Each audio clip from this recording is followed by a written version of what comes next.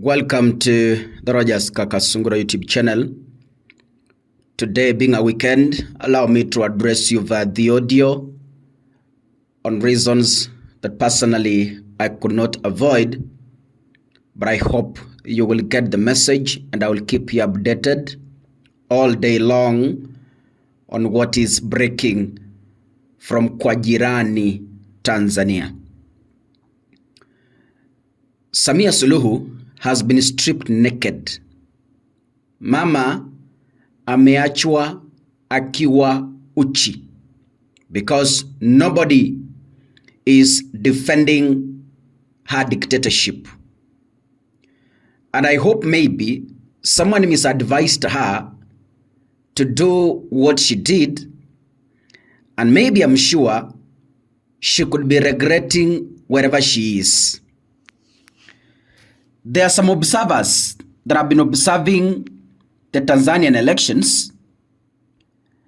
Allow me to read a press statement from the African National Congress, Department of Communication, Information and Publicity.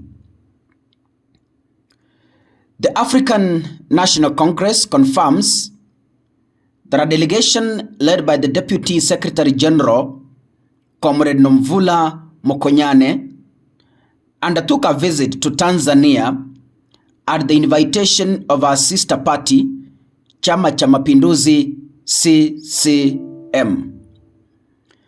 The purpose of this visit was to observe the electoral process following established practices of political exchange and solidarity. In that spirit, the delegation participated in the final pre-election rallies, underscoring our long-term standing sisterly bonds. However, for reasons that are currently unknown, a breakdown in communication occurred. As a result, the delegation was unable to observe any aspect of the elections. The Deputy Secretary General will brief the office bearers of the African National Congress on this matter. We place our confidence in the regional bodies that are mandated to observe the overall integrity of the process and look forward to the comprehensive assessment of the accredited international observers missions. The African National Congress values its relationship with the people of Tanzania and remains committed to fostering constructive collaboration across the continent, which advances the decolonial aspirations of liberation struggle. The Deputy Secretary General has already arrived back in the country, issued by the African National Congress, Malengi Bengu, national spokesperson. Earlier on, there was a joint statement that was issued by the government of Canada, the government of Norway, and the United Kingdom. They issued a joint statement and they said, "We are concerned by the situation in Tanzania following the national elections of 28th and 29th of October.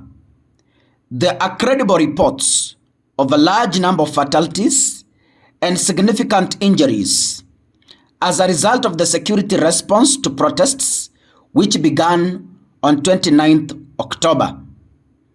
We urge the authorities, as previously discussed with the Ministry of Foreign Affairs, to act with maximum restraint and respect the right of assembly and freedom of expression. We remain concerned that the run-up to the elections was marked by harassment, abductions, and intimidation of opposition figures, journalists, and civil society actors.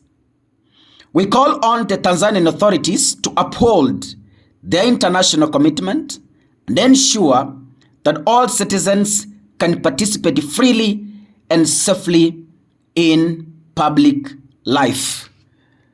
That is a joint statement from the UK government, the government of Canada, and from Norway. Nobody is standing with Mama Idi Amin Mama, and the United States had issued a travel advisory, which they have elevated again to level 3, urging the citizens to reconsider travel to the country. The travel advisory for Tanzania increased to level 3, reconsider travel. The unrest risk indicator has been added. The advisory summary reflects the current travel restrictions for U.S. Embassy employees. The travel advisory is there. It's long. I won't read it, but allow me to say this, ladies and gentlemen. It seems to unfold that Samia Suluhu is remaining alone in the struggle towards taking over Tanzania by force. But the people of Tanzania have stood firm and sent a signal to international countries that yes, it's okay. Mama Samia Suluhu wants to be sworn in by force, like the one who won an election that didn't even happen, because we have witnessed ballot papers being destroyed. We have witnessed tallying centers being set on fire. We have witnessed protesters destroying election materials. So people could ask, yes, you want to be sworn in, using which type of result? Tanzania deserves another chance. Election be cancelled. A new electoral body be formed. A new constitution be born. And a fresh election that is fair, free, and credible. Because 3 days ago, I had explained to you what a free, fair election looks like, free of intimidation. Africa is being reborn. We have had presidents who think they own all the powers in a country. All sovereign power belongs to the people, and the people will exercise those powers decisively without bias. Presidents must know that the position they are holding of presidency is a donated power. They do not own those powers. The office of an elected officer is a representation of the people. I don't know when this will sink into politicians, so they get to know that any office they serve is donated to them by the people. We wish our brothers and sisters in Tanzania all the best as you fight for this struggle. God bless you.